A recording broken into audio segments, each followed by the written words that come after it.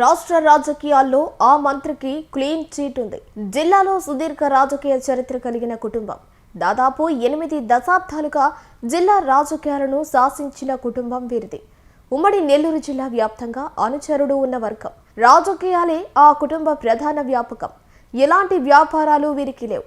రాజకీయాలతో ప్రజా ప్రాతినిధ్యం, తద్వారా అభివృద్ధి, ప్రజాక్షేమంలో ఆ కుటుంబానికి ఓ ప్రత్యేక స్థానం ఉంది.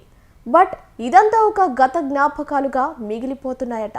ప్రస్తుతం ఆ మాధ్యుని అనుచరగణం, ప్రత్యేకించి ఒకరిద్దరు చోటా నేతల ధనదాహంతో ఆ మాధ్యునికి మరకలు అంటుకున్నాయట.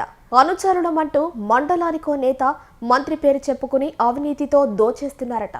అమాత్యులు అమరావతిలో ఉంటే ద్వితీయ శ్రేణి నేతలు మాత్రం అది అదునుగా ఆయన ఇమేజ్ ని డ్యామేజ్ చేస్తున్నారట. ఇంతకీ ఎవరా మంత్రి? నియోజకవర్గంలో ఇంత జరుగుతున్నా ఆ మంత్రి ఎందుకు మౌనంగా ఉన్నారు? మంత్రికి చోటా నేతలతో ఉన్న సంబంధం ఏంటి అన్న విషయాలు తెలుసుకోవాలంటే వాచ్ దిస్ స్టోరీ. ఆత్మకూరు నియోజకవర్గంలో ప్రవహించే పెన్నా పరివాహకం ఇప్పుడు ద్వితీయ శ్రేణి నాయకులకు కాసులు కురిపిస్తోందట. ముఖ్యంగా సంగం, చేచర్ల, అనంతసాగరం మండలాల మీదుగా ప్రవహించే పెన్నా నదిలో నుంచి ఎడాపెడా ఇసుక దోపిడీకి పాల్పడుతున్నారట.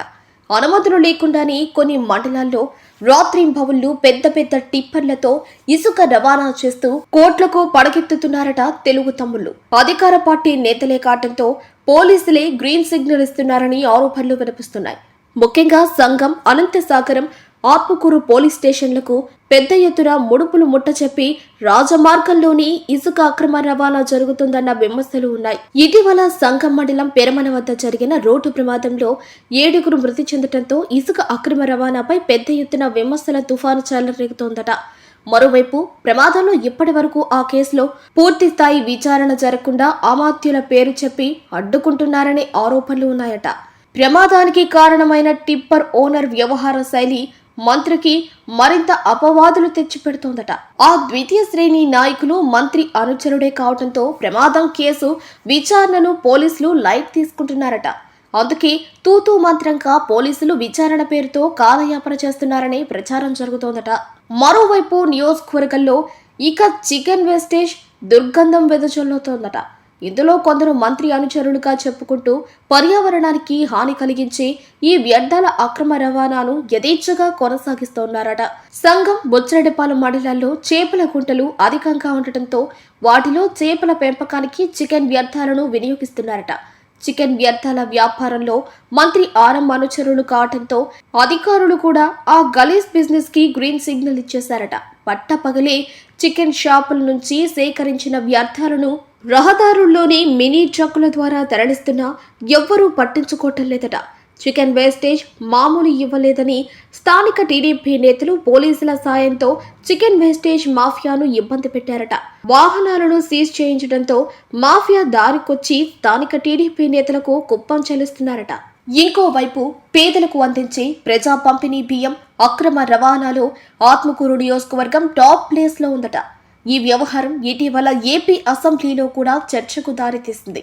అనంతసాగరం ప్రాంతాన్ని కేంద్రంగా మార్చుకుని కొందరు తెలుగు తమ్ముళ్లు టన్నుల కొద్దీ రేషన్ బియ్యం దోచుకుంటున్నారని ఆరోపణలు ఉన్నాయట.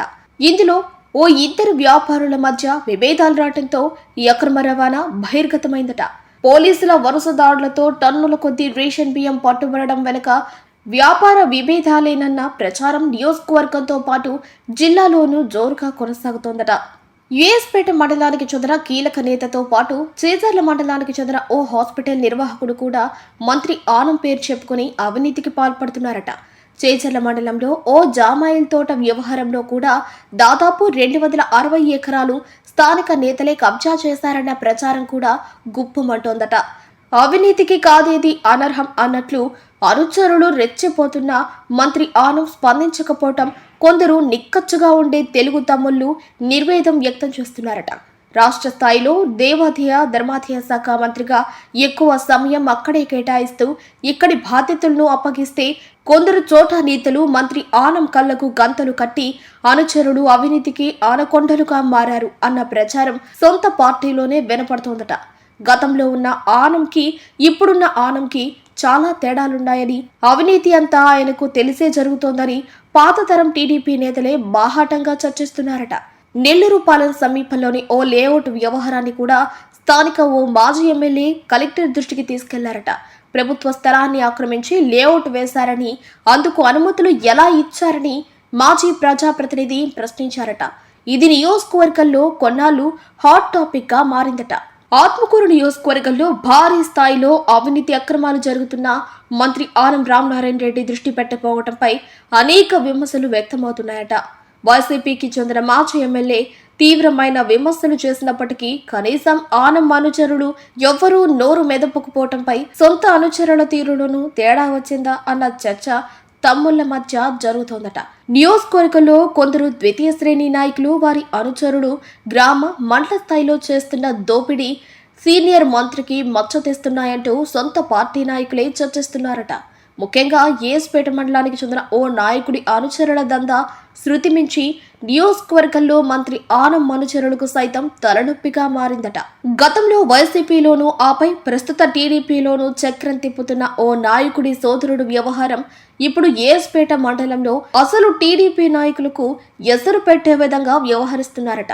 ఊసరవెల్లి తరహా రాజకీయాలలో దిట్టగా ఆదిలోనే పేరు తెచ్చుకున్న ఆ చోటా నేత సోదరుడు మాటలు కోటలు దాటుతున్నాయట. ఇప్పుడు మాదే హవా, ఒకవేళ ప్రభుత్వం మారినా తమదే అధికారం అంటూ అసలు టీడీపీ నేతలకు ఎసరు పెడుతున్నారట.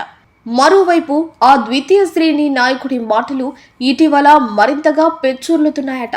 అయితే గీతే రానున్న కాలంలో ఆత్మకూరుకు నేనే అభ్యర్థి అంటూ ద్వితీయ శ్రేణి నాయకుడు అనుచరుల ద్వారా ప్రచారం ప్రారంభించారట.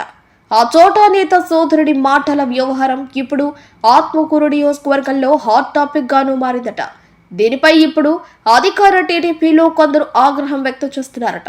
ఇంత జరుగుతున్నా ఆమాత్యులు మౌనం వహించడంతో చోటా నేతల అవినీతికి మరకలు ఆమాత్యులకు అంటుకునే ప్రమాదం లేకపోలేదన్న వాదనలు నియోజకవర్గంలో జరుగుతున్నాయట. దీనిపై ఆమాత్యుల స్పందన ఎలా ఉంటుందో వేచి చూడాలి మరి.